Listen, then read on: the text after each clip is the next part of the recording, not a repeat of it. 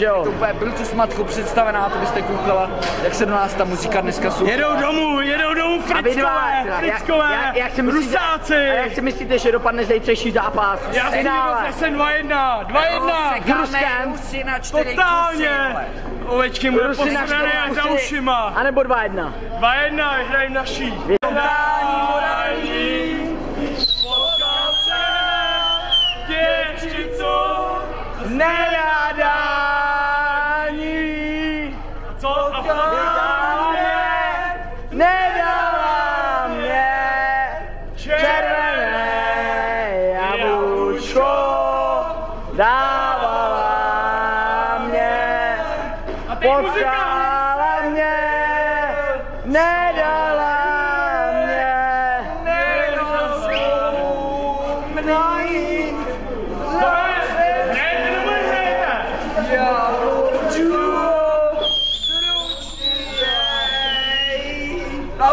A to já, Blučko. No 17, to je krásný. Je kyselé a moje srdéčko zarubené. Sakra! Ale po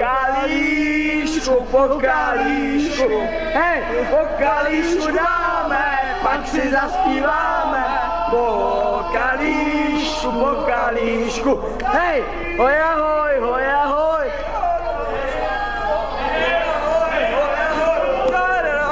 Dobrý den. Se pořádně vyspat. Jak hodnotíte dnešní zábavu? A co na to říkají další lidi na dnešní zábavu? Co na to říkáte, dnešní zábava? Paráda. A dále? Dobrý. Dnešní zábava, zhodnocení. No, já si myslím, že to bylo na dobré úrovni. Kdyby kapela hrála něco déle než do ústředí, což jako naše propozice jako nepředstavovaly si, jako, že máme trénink do půl čtvrté a jako končit to o hodinu dříve, jako není pro naše letní přípravu ideální, si myslím. Co si myslíte vy dále? Dobrý, no. Dobrý, jo. Kapela hrála parádně. Dobrý, jo. Skončila díky lidem.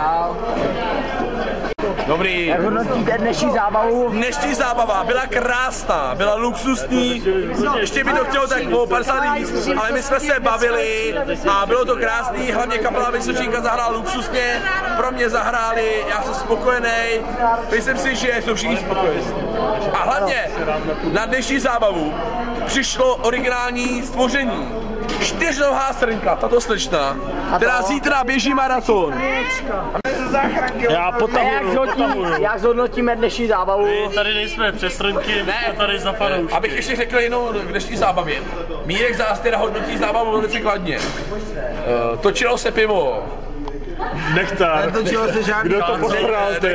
Nektar a konečně si Mírek pochutnal. Kácovo Strakonice a pijeme Plzeň. Aspoň i Bernard. I Bernard je dobrý pivo. Bernard je slabý, no. Je to tak? To je znamení. Jdi do prdele s tím video. Kamarádi, zkuste to. Dokumentujeme.